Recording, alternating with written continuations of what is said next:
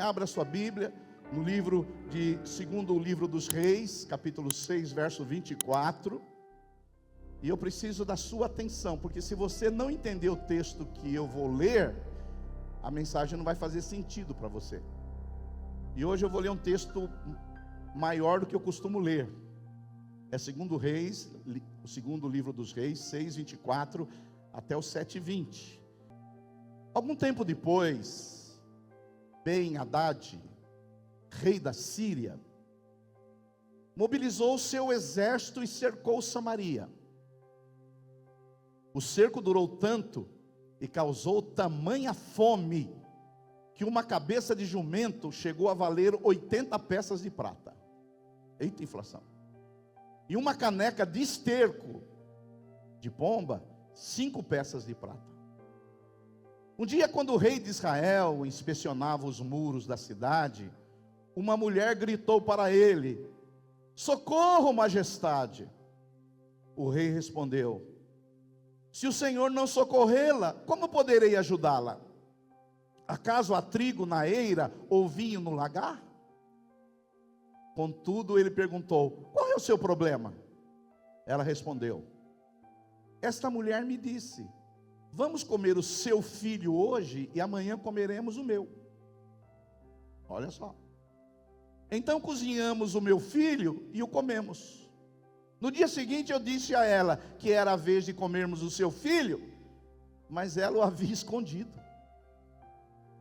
Quando o rei ouviu as palavras da mulher, rasgou as próprias vestes. Como estava sobre os muros, o povo viu que ele estava usando pano de saco por baixo, junto ao corpo. E ele lhe disse: "Deus me castigue com todo rigor." Não faça essa oração. "Se a cabeça de Eliseu, filho de Safate, continuar hoje sobre os seus ombros." Ora, Eliseu, que era o profeta, estava sentado em sua casa, reunido com as autoridades de Israel. O rei havia mandado um mensageiro à sua frente, mas antes que ele chegasse, Eliseu disse às autoridades: "Aquele assassino mandou alguém para cortar minha cabeça? Quando o mensageiro chegar, fechem a porta e mantenham-se na trancada. Vocês não estão ouvindo os passos do meu senhor que vem atrás dele?" Enquanto ainda lhes falava, o mensageiro chegou. Na mesma hora o rei disse: "Esta desgraça vem do Senhor, porque devo ainda ter esperança no Senhor?" Talvez essa seja a sua oração. "Porque ainda devo ter esperança no Senhor?" Eliseu respondeu: "Ouçam a palavra do Senhor. Assim diz o Senhor: amanhã, por volta dessa hora, na porta de Samaria, tanto uma medida de farinha como 2 medidas de cevada serão vendidas por 1 peça de prata." Antes era um pouquinho de esterco, 8 peças de prata. Agora uma porção de farinha, 1 peça de prata. Você viu a mudança que teve? O oficial em cujo braço do rei estava se apoiando disse ao homem de Deus, Eliseu: "Ainda que o Senhor abrisse as comportas do céu, será que poderia acontecer?" Mas Eliseu advertiu: "Você o verá com os próprios olhos, mas não comerá coisa alguma." Havia 4 leprosos juntos à porta da cidade. Eles disseram uns aos outros: "Por que ficar aqui esperando a morte? Se resolvermos entrar na cidade, morreremos de fome, mas se ficarmos aqui, também morreremos. Vamos, pois, ao acampamento dos arameus, dos sírios, para nos render. Se eles nos pouparem, viveremos, e se nos matarem, morreremos." Ao anoitecer, eles foram ao acampamento dos arameus, os sírios. Quando chegaram às imediações do acampamento, não havia ninguém ali, pois o Senhor tinha feito os arameus, os sírios, ouvir o ruído de um grande exército com cavalos e carros de guerra, de modo que disseram uns aos outros: "Ouçam, o rei de Israel contratou os reis dos hititas e dos egípcios para nos atacar." Então, para salvar as suas vidas, fugiram ao anoitecer, abandonando tendas, cavalos e jumentos, deixando o acampamento como estava. Tendo chegado às imediações do acampamento, os leprosos entraram nas tendas, comeram e beberam, pegaram prata, ouros e roupas e saíram para esconder tudo. Depois voltaram, entraram noutra tenda, pegaram o que quiseram e esconderam isso também. Então disseram uns aos outros: não estamos agindo certo. Esse é um dia de boas notícias e não podemos ficar calados. Se esperarmos até o amanhecer, seremos castigados. Vamos imediatamente contar tudo no palácio do rei. Então foram e chamaram as sentinelas da porta da cidade e lhes contaram: entramos no acampamento arameu dos sírios e não vimos nem ouvimos ninguém. Havia apenas cavalos, jumentos amarrados e tendas abandonadas. As sentinelas da porta proclamaram a notícia e ela foi anunciada dentro do palácio.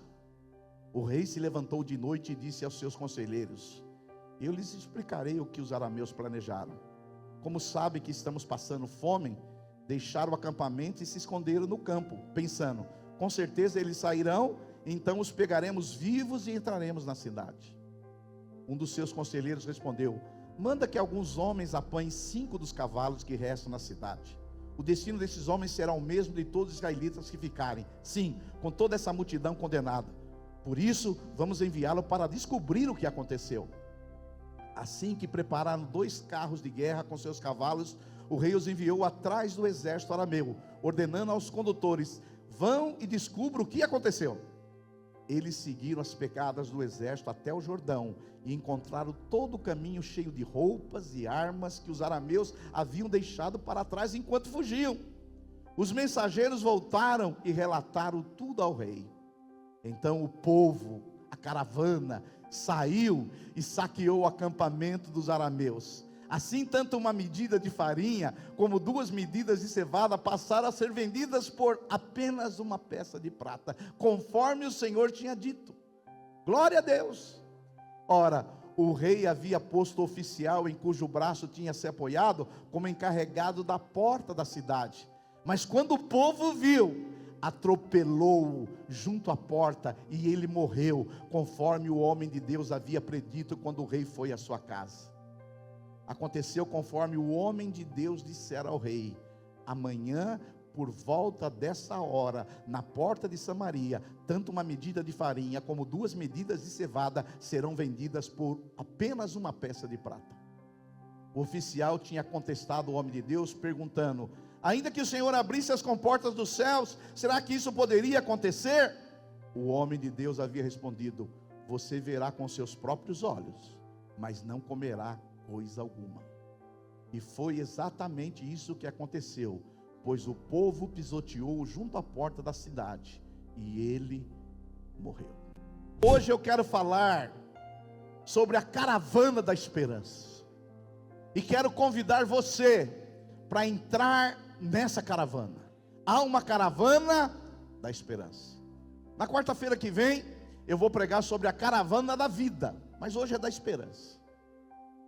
É interessante que essa história que você acabou de ler aqui, que nós lemos juntos, ela aconteceu aproximadamente 800 anos antes de Cristo. Você sabe, o rei da Síria era um rei poderoso, ele cerca Samaria. Samaria é a capital de Israel, o reino já havia se dividido, Judá era um outro reino, capital Jerusalém, e a capital de Israel é Samaria. E aqui o rei da Síria, ele se aproxima, ele coloca os seus milhares ali de soldados, cerca a cidade de Samaria durante muitos dias, e agora o povo, eles ficam vivendo uma escassez, e ali a comida é escassa, e a cabeça de um jumento vale 8 peças de prata, e um pouquinho de esterco vale peças de prata. E aí você viu na Bíblia Sagrada, aconteceu até o canibalismo. Uma mulher comeu o filho da outra e combinou que outro dia ia comer o filho da seguinte, e a mulher escondeu o filho. Então você vê que é um momento de desespero, é um momento que a Bíblia Sagrada relata, 800 anos antes de Cristo, há quase 3.000 anos atrás aconteceu isso, e é uma história de fome, de doença, de espada, de desumanização, é uma história de escassez, é uma história de incredulidade, é uma história de ceticismo, é uma história de desespero. E talvez você não chegou nessa situação aqui, mas você também está vivendo uma situação difícil. Talvez você está vivendo uma situação de escassez, talvez você está vivendo uma situação de incredulidade, de ceticismo, você não vê perspectiva do seu futuro. Mas eu quero dizer para você, quando você serve a Deus, quando você ama a Deus, você faz parte de outra caravana, que é a caravana da esperança. E eu hoje quero compartilhar 4 lições para você fazer parte dessa caravana, porque as pessoas que andam com Deus são as pessoas da esperança. Quantos aqui querem entrar na caravana da esperança? Dá um glória a Deus aí, aleluia, aleluia, aleluia, aleluia. A primeira lição que esse texto nos ensina, para que nós façamos parte dessa caravana, é o seguinte: fazemos parte da caravana da esperança quando cremos que Deus não é omisso e Ele age em nosso favor. Às vezes a situação está tão complicada, está tão difícil, está tão desesperançosa, que parece que Deus não está fazendo nada, parece que Deus não está agindo, não é verdade? E aqui a gente lê em 2 Reis 3, 2 Reis 7:3, que nesse desespero havia 4 leprosos. E você sabe que o leproso, ele não poderia viver na cidade.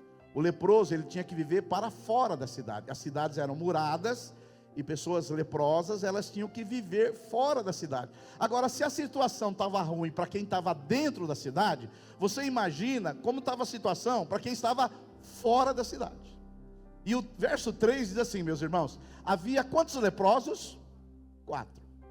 4 leprosos junto à porta da cidade. Eles disseram uns aos outros, olha só o que eles disseram: por que ficar aqui esperando a morte?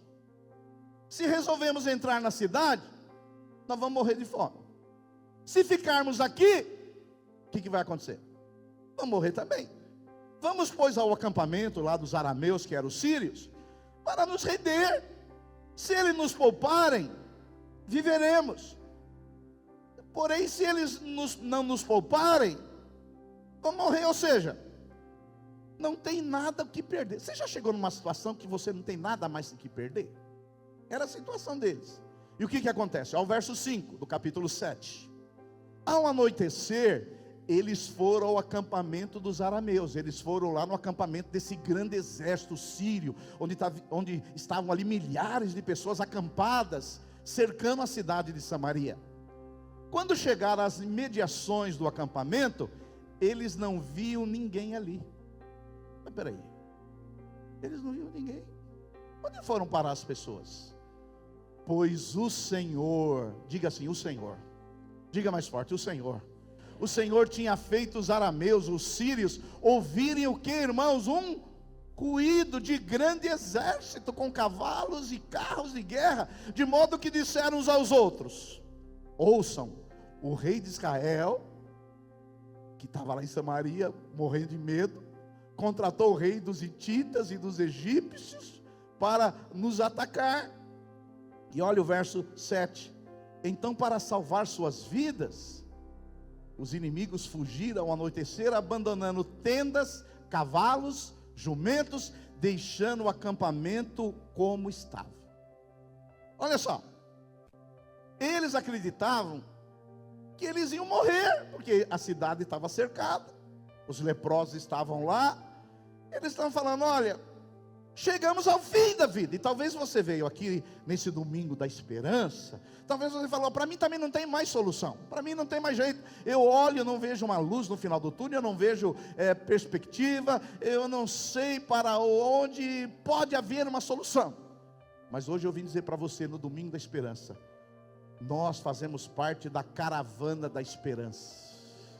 Quando você acha que não há nada mais o que fazer, Deus, invisivelmente está agindo ao nosso favor. Digam glória a Deus, porque o Deus que nós servimos não é omisso, Ele age em favor daqueles que o temem. Se você ama a Deus, Deus está trabalhando ao seu favor. Talvez Ele não fez ontem, não fez hoje, mas uma hora Ele vai fazer algo na sua vida, em nome de Jesus Cristo. Digam glória a Deus. Nós não servimos um Deus que está de braços cruzados, omisso, que vê o nosso sofrimento, a nossa dor, e Ele fica sentado no trono, só observando. Não, Ele está agindo. Pastor, mas eu não estou vendo. É verdade, muitas vezes a gente não vê o agir invisível de Deus, mas Ele está agindo ao nosso favor. O tempo todo Deus age ao nosso favor. Pastor, e por que não aconteceu? Eu vou te dizer porque ainda não aconteceu. Porque existe duas palavras para tempo na Bíblia. A primeira palavra para tempo é cronos, da onde vem a nossa palavra cronômetro. É o tempo do homem. O tempo do homem é o tempo que nós estamos vivendo. Por exemplo, o tempo agora são 10 horas e 20 minutos. É o nosso tempo. Aleluia pelo tempo. Mas o tempo de Deus não é cronos. O tempo de Deus chama kairos. Kairos é uma palavra grega que significa tempo oportuno de Deus. Você está vivendo o cronos, 10 e 20. Mas eu profetizo sobre a sua vida, o kairos de Deus, o tempo oportuno de Deus vai chegar sobre a sua vida, em nome de Jesus Cristo. Aleluia. Então a gente precisa entender isso. Pastor, mas está demorado demais. É porque a gente vive o cronos, a gente vive esse tempo aqui. Mas o tempo de Deus não é o nosso tempo. Por isso que Isaías 55:8 diz assim: porque os meus pensamentos não são os vossos pensamentos, nem os vossos caminhos, os meus caminhos. Tem muitas coisas que nós não compreendemos, nunca vamos compreender, mas uma coisa eu sei: se você é de Jesus, no tempo kairos oportuno, Ele vai intervir na sua vida, em nome de Jesus Cristo. E a gente vê isso na Bíblia. Por exemplo, Abraão, ele queria ter um filho. Ele passou a vida toda querendo ter um filho. Só que, enquanto ele era jovem, com Sara, ele não teve o filho. Ele foi ter o filho, você sabe com quantos anos? 99. Por quê? Porque Abraão vivia o cronos como nós. Mas o kairos, o tempo de Deus na vida dele era outro. Eu não sei quando Deus vai fazer um milagre na sua vida, mas uma coisa eu sei: Ele vai fazer no tempo dele. José do Egito, aquele grande sonhador, ele ficou 14 anos numa cadeia. O cronos, 14 anos. E ele, talvez como eu e você, por que Deus está demorando? Por que Deus não age mais rápido? Por que Deus não é mais proativo? Eu não sei te responder essas perguntas, mas uma coisa eu sei: assim como Ele libertou José da prisão e fez dele ser o governador do Egito, Ele também vai agir na sua vida, porque Ele trabalha para aqueles que nele esperam. Você espera nele? Se você esperar nele, pode ter certeza, o agir de Deus vai acontecer na sua vida. Pastor, e como que eu me aproprio do kairos? Já que Deus não age no cronos, no meu tempo, Deus age no kairos, no tempo oportuno dele. Você precisa de duas coisas. Primeira, fé. Você tem que continuar acreditando, porque sem fé é impossível agradar a Deus. Você tem que crer. Eu creio que vou sair dessa situação. Eu creio que o milagre vai acontecer. Eu creio que o mar vai se abrir. Eu creio que Deus vai me sustentar. A segunda coisa que você tem que ter: paciência. Esse é o nosso problema. Quem aqui acha que precisa de paciência? A minha mão aqui. Vou levantar até a outra para dizer que eu preciso muito. Paciência. Romanos 8:25 diz assim: mas se esperamos o que ainda não vemos, você não está vendo, aguardamo-lo como, irmãos, pacientemente. Aguardamos o quê? Pacientemente. Se você não tiver fé em paciência, você não vai ver o Kairos de Deus. Mas eu vou dizer para você, na presença de Deus, eu tenho vivido com o Senhor nesses últimos 47 anos. Eu gostaria que Ele agisse mais rápido, mas toda vez que eu tive fé e paciência, o milagre chegou, e o milagre vai acontecer na sua vida, em nome de Jesus. Então diga para o seu vizinho aí, fé e paciência, meu irmão. A segunda lição que nós aprendemos nessa história aqui, se a primeira lição faz parte da caravana da esperança, aqueles que crêem no agir invisível de Deus e têm fé e paciência. Para a gente continuar nessa caravana da esperança, a segunda lição é: fazemos parte da caravana da esperança quando temos disposição de sair da inércia para viver ativamente. Quando eu falo de ter fé, muitas pessoas podem dizer assim, então eu vou ficar aqui, só aqui, numa rede, e eu tenho fé que Deus vai fazer. Mas não é assim que Deus age. Deus é o Deus que exige uma cooperação nossa. Por isso, que aí em 2 Reis 7:3, você vai ver que os leprosos, eles tinham fé, mas não só fé, eles foram para uma ação. Olha só o verso 3 do capítulo 7. Havia 4 leprosos junto à porta da cidade, e eles disseram uns aos outros: por que ficar aqui esperando a morte? Por que eu vou ficar com a boca escancarada, cheia de dentes, esperando a morte chegar? Aqui era uma música, para quem não sabe, antiga. Se resolvermos entrar na cidade, o que vai acontecer com eles? Morreremos de fome. Mas se ficarmos aqui, também morreremos. Vamos, pois, olha só, a proatividade, fé, mas com ação, fé com proatividade, fé com iniciativa. Vamos, pois, ao acampamento lá dos sírios, dos arameus, para nos render. Se eles nos pouparem, aleluia, viveremos. Se nos matarem, morreremos. Então, a segunda lição, meus queridos irmãos, que a gente aprende nesse texto aqui, é que nós fazemos parte da caravana da esperança, quando nós temos essa disposição de sair da inércia, de ficar parado. Deus vai fazer, se Deus tiver que fazer, Ele vai fazer. Ele sabe meu RG, Ele sabe minha conta no Instagram, Ele sabe tudo, eu não preciso fazer nada, não. Mas eles fizeram algo, eles saíram daquele lugar e foram para outro lugar e falaram: nós vamos lá, se tiver que morrer, a gente vai morrer, se tiver que viver, nós vamos viver, mas nós vamos fazer algo. Deixa eu falar para você, fé é fazer algo. É orar, é jejuar, é clamar, é sair, é fazer alguma coisa. Fé precisa da nossa cooperação. Esses 4 homens, eles já tinham problemas demais. Eles poderiam ter desistido da vida, eles poderiam ter entrado em depressão, eles poderiam ficar para baixo, eles estavam numa situação difícil, mas eles se encheram de fé e de esperança, e vamos lá para ver o que vai dar. Aleluia. Agora, não confunda esperança com esperançar. Esperança é assim, ó, eu estou esperando, pastor Honório, que o Santos vai ser campeão esse ano. Essa é uma esperança. Não sei se é uma boa esperança, né? Esperançar não.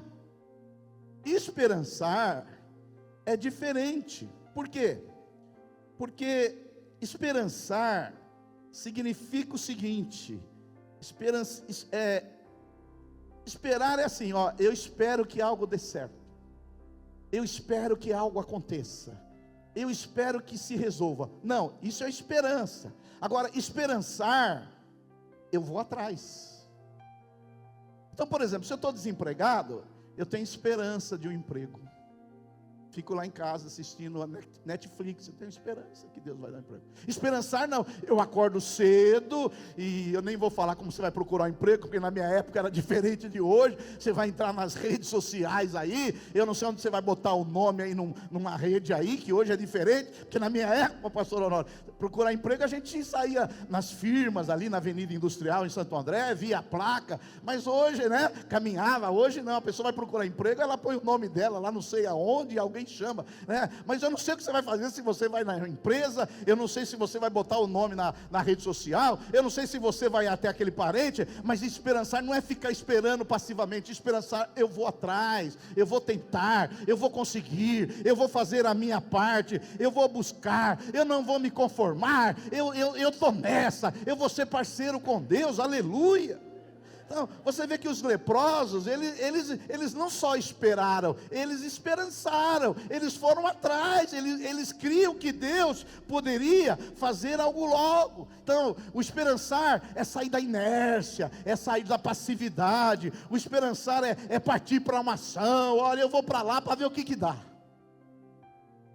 Agora, a segunda lição que a gente aprende essa segunda lição, ela é muito importante, porque é ter essa disposição, sair da inércia, sair do sofá. Talvez você está aqui, você está precisando sair do sofá. Eu estou doente, mas eu estou deitado no sofá, esperando que Deus vai me curar. Filho, vai fazer caminhada, vai para a academia. Não tem nenhum amém, mas também nem esperava, porque essa aqui é uma igreja sedentária. Aleluia, vai fazer a sua parte, procure e-mails, conexões, network, relacionamentos, eu vou atrás de alguma coisa, eu preciso descobrir alguma coisa, eu preciso fazer algo. Então é o que a gente vê aqui na Bíblia Sagrada, essas pessoas são as que fazem parte da caravana da esperança. Não é a pessoa que fica assim, eu faço parte da caravana da esperança. Não, você não faz parte da caravana da esperança.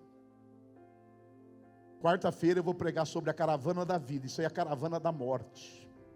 Caravana da morte. Quem não morreu os sonhos, morreu os desejos, morreu os desafios. Isso aí é a mensagem para quarta-feira. Estou fazendo propaganda já de quarta-feira aqui. A terceira lição, meus irmãos, que a gente aprende nesse texto aqui, e eu percebo que vocês estão recebendo essa palavra. Eu percebo que você está esperançoso e vai esperançar. A terceira lição que a gente aprende nesse texto sagrado, nós fazemos parte da caravana da esperança, quando nós não ficamos somente focados em nós mesmos, e levamos a esperança para aqueles que estão em nosso redor. Porque aí esses leprosos, o que acontece? Eles saíram ali do portão da cidade e foram esperançar, não ficaram só na esperança. Eu tenho esperança. Não, eles foram esperançar, eles foram atrás. E o versículo 8 do capítulo 7 diz assim: tendo chegado às imediações do acampamento dos leprosos, entraram numa das tendas, comeram, coisa que eles não faziam um bom tempo, beberam, pegaram prata, ouro, roupas, e saíram para esconder tudo. Quer dizer, eles comeram, beberam, pegaram ouro, prata, roupas, depois voltaram e entraram em outra tenda, pegaram o que quiseram e esconderam também. Olha só, eles saíram ali da miséria, da escassez, onde não tinha nada, e agora eles recebem uma abundância de Deus. Eles recebem algo maravilhoso. Agora eles ficaram ricos do dia para a noite, sim ou não? Eles eram famintos e pobres, agora eles estão com a barriga cheia, eles estão com ouro, com prata, e agora nós somos os caras. Esse é o problema de muita gente, que às vezes vivem na miséria, e quando Deus vai lá e multiplica o favor sobre eles, eles não lembram dos outros, nem um bom dia dá. E olha só, o que diz aqui Natal? Olha só o verso 9, nós temos que aprender uma lição com isso, meus irmãos. Então disseram os leprosos uns aos outros, olha só, que bom senso, não estamos agindo certo, esse é um dia de boas notícias, e não podemos ficar aqui calados. Se esperarmos até o amanhecer, seremos castigados. Vamos imediatamente contar tudo no palácio do rei. Então foram e chamaram as sentinelas da porta da cidade, e lhes contaram essa boa notícia. Entramos no acampamento arameu e não vimos nem ouvimos ninguém. Havia apenas cavalos e jumentos amarrados e tendas abandonadas. E o verso 11 diz assim: as sentinelas da porta proclamaram a notícia, e ela foi anunciada dentro do palácio. Eu creio que muitos de vocês vão prosperar muito. Não é porque eu creio na teologia da prosperidade, não, eu odeio a teologia da prosperidade. Mas todo servo de Deus que serve a Deus, anda no propósito de Deus, Deus prospera. É só você ver os países protestantes do mundo, os países evangélicos do mundo, são os países mais prósperos. Por quê? As pessoas trabalham, elas não bebem, não fumam, não gastam dinheiro com bobagem, tem uma família abençoada, as pessoas prosperam. Você, se não fizer nada, você vai prosperar. Aleluia. E muitos aqui de vocês já prosperaram. Muitos de vocês daqui, chegaram aqui, andavam a pé, de bicicleta. Agora a gente já vê o estacionamento da igreja cheio. E uns carrão aí, eu estou vendo aí. Muitos de vocês, e vão prosperar mais. Não é porque eu acredito na teologia da prosperidade, não, irmãos. É porque quando você serve a Deus, a bênção dele vem sobre você, o favor dele vem sobre você, ele vai abrir portas sobre você, aleluia. Não estou dizendo que você tem que dar dinheiro na igreja para prosperar, não, a questão não é prosperar dando dinheiro na igreja, a questão é Deus abrir portas, você ter uma carreira bonita, ser um bom profissional, é nesse sentido. Não estou falando para você trazer dinheiro aqui na igreja, que você vai prosperar. Você tem que trazer dinheiro na igreja, mas não é só isso não, tem outras coisas. Agora eu vou falar para você. Quando você prosperar, você vai pensar que nem os leprosos? Espera aí, eu prosperei, estou cheio de grana, conta bancária está cheia, carro novo. E as outras pessoas que estão lá, sedentas, carentes, na escassez, você vai ajudar? Você vai ajudar o seu cunhado que está pobre? Você vai ajudar a sua sogra que não tem um convênio médico? Você vai ajudar as pessoas? Não teve nenhum, amém? Por quê? Você acha que Deus dá dinheiro para você, é só para você mesmo? Você acha que Deus dá dinheiro é só para você mudar de carro, mudar de marca de roupa, para você aumentar o seu padrão? Não, Deus te dá dinheiro para você ajudar outras pessoas. Isso é o evangelho de Jesus. Não, você fica armazenando para você, você já tem muito dinheiro, já tem dinheiro para você, para o seu neto, para os seus tataranetos, e você ainda fica juntando, ajuda as pessoas. Aleluia. Então, temos que cuidar, sim, dá para melhorar o padrão de vida, vamos ter um padrão de vida melhor, mas deixa eu falar para você, se Deus prosperar, você vai ajudar as pessoas. Foi o que esses leprosos fizeram. Esses leprosos, quando eles viram lá que eles estavam bem, pastor lá, eles não ficaram lá pensando só neles, eles falaram, não, nós estamos fazendo coisa errada aqui, nós precisamos, tem um monte de gente lá morrendo de fome, tem um monte de gente na escassez, e nós aqui, deixa eu falar para você, você pode ficar rico, podre de rico, mas se você não ajudar os pobres, a sua vida não vai ter sentido. Tem um monte de bilionário aí, que a vida dele é vazia, sem sentido, mas pessoas que compartilham aquilo que receberam da parte de Deus, essas pessoas são as pessoas mais felizes do mundo. Quantos podem dar um glória a Deus aí, aleluia. E agora eu vou levar para a parte espiritual. Você é rico, você tem Cristo, você tem o Evangelho, você tem a igreja, você serve a Deus, você tem paz, você tem alegria, você tem o fruto do Espírito. Quantas pessoas que estão morrendo na sua família, na sua casa, e você está aqui engordando, vindo no culto, participando da ceia, e as pessoas que estão lá ao seu redor, você nunca falou de Jesus, você nunca fez Jesus conhecido. Isso aí também é ser muito egoísta. Nós temos que compartilhar isso que Deus nos deu, nós temos que falar dessa riqueza. A maior riqueza desse mundo não é carro, casa, a maior riqueza desse mundo é Cristo. Cristo é a maior riqueza, nós temos que falar desse Cristo, as pessoas precisam conhecer esse Cristo. Quantos podem dar um glória a Deus aí? Aleluia, aleluia.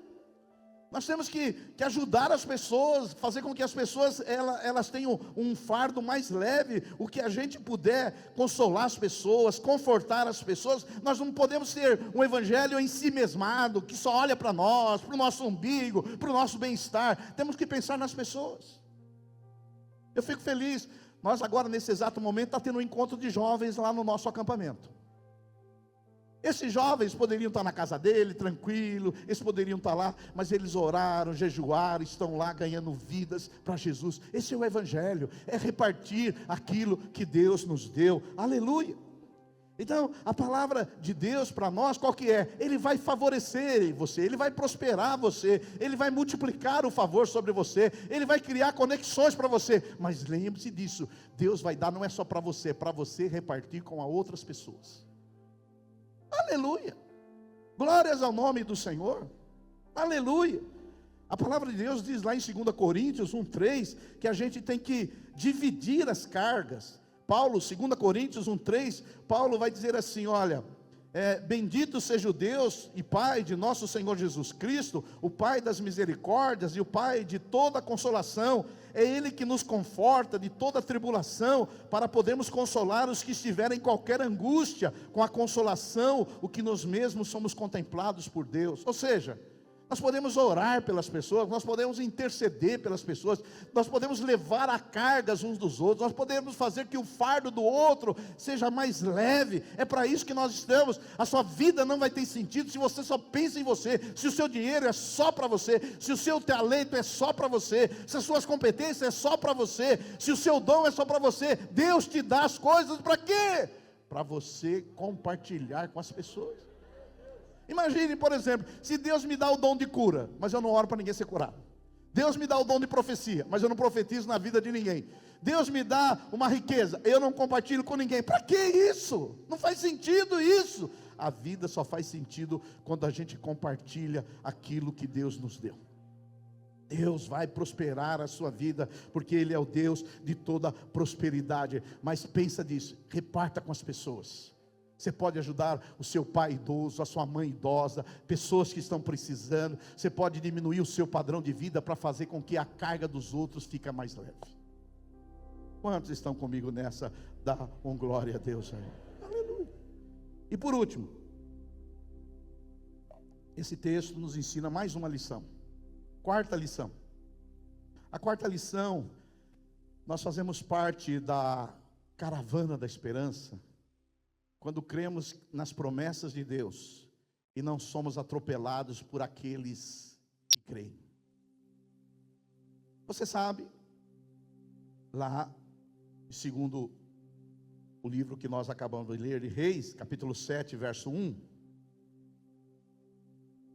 Samaria estava numa situação de escassez, de miséria, de fome, de doenças, mas havia um profeta lá, o profeta Eliseu, que foi sucessor do profeta Elias.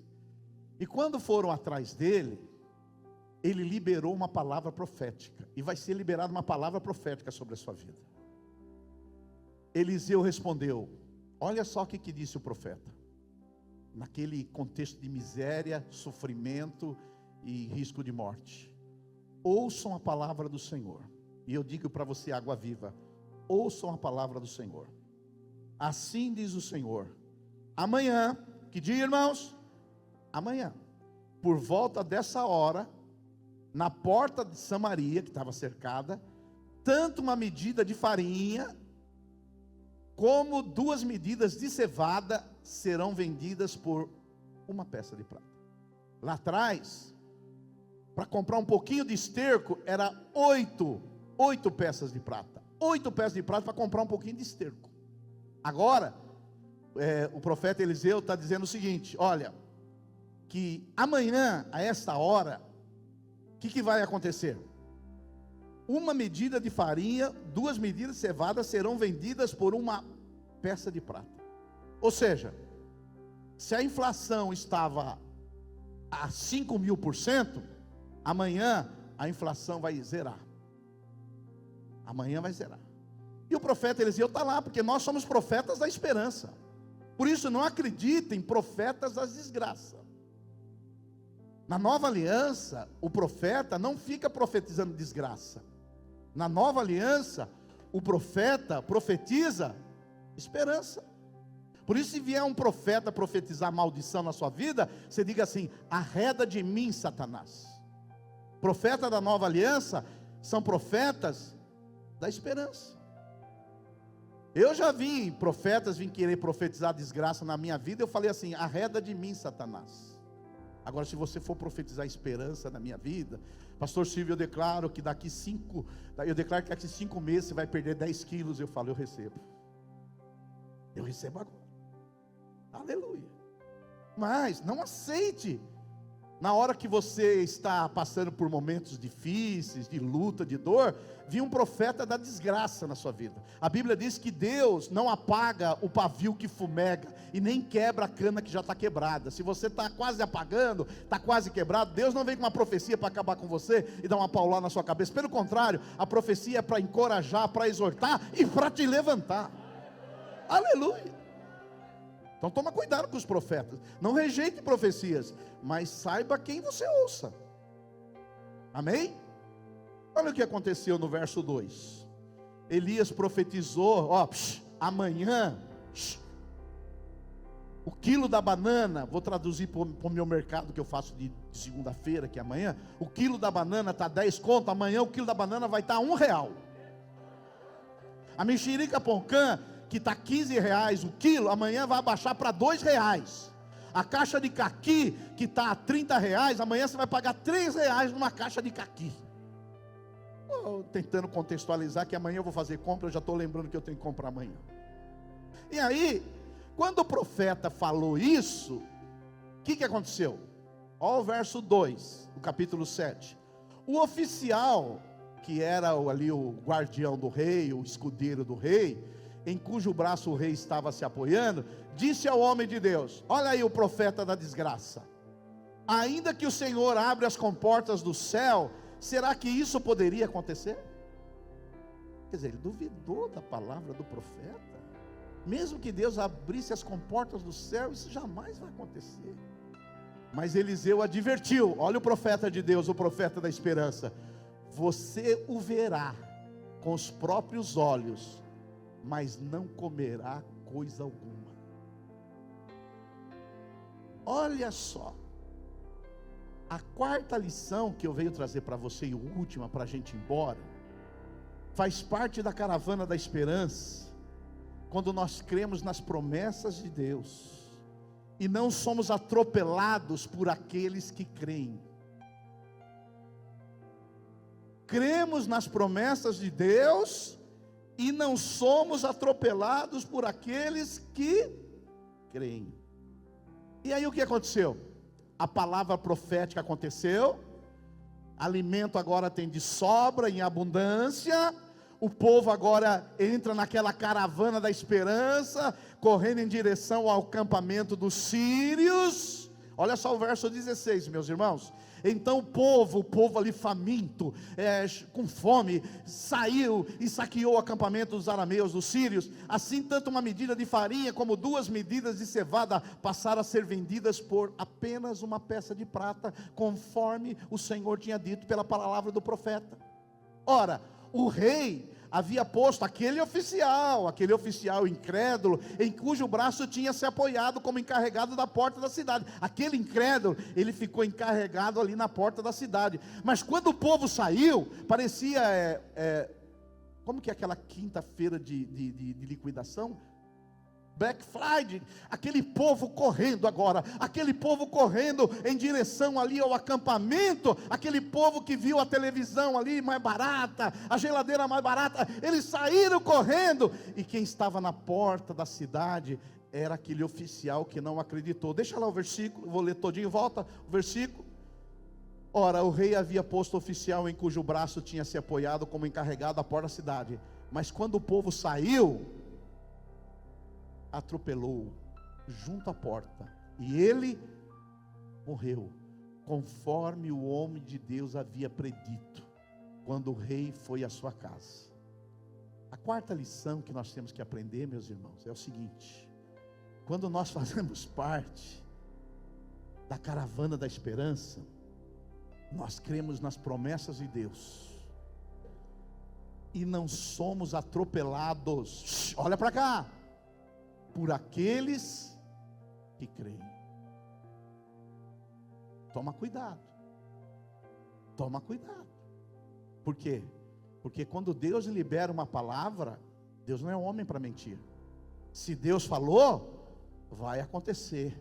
Agora, quem não crê, sabe o que vai acontecer? Vai ser atropelado. E eu já vou dizer para alguns de vocês aqui: saia da minha frente. Saia da minha frente, porque eu acredito nas promessas de Deus e vou correndo em direção dela. E se você estiver na frente, você vai ser atropelado. Aleluia. Então fala para o seu vizinho: não fica na minha frente. Não fica na minha frente, porque quando Deus liberar essa palavra, eu vou sair correndo, eu vou sair correndo, eu vou sair correndo. E se você estiver na frente, você vai ser atropelado.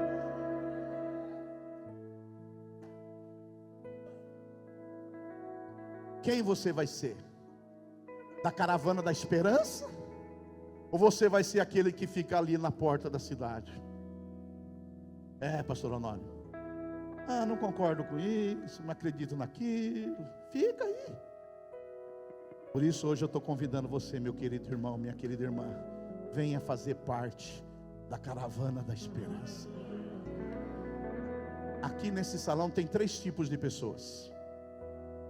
Primeiro tipo de pessoa: aqueles que estão apenas assistindo a caravana da esperança. Sabe aquela música, eu vi a banda passar? Eu vi a banda passar. Tem gente que só está assistindo na janela. Que legal, assistindo, legal. Gente que só assiste. Segundo grupo de pessoas são aqueles que trabalham contra a caravana da esperança. Quando alguém recebe uma palavra de fé, de vitória, de triunfo: não acredite nisso aí não, isso aí é fajuto, isso aí o pastor está te enganando, isso aí o líder não é verdade. Você pode ser esse tipo de pessoa também. Mas eu te convido para ser o terceiro tipo de pessoa: aqueles que creem na promessa, que crê que Deus faz o impossível e que o milagre pode chegar na sua vida, em nome de Jesus. Fica de pé no seu lugar, nós vamos orar, vamos cantar ao Senhor, aleluia.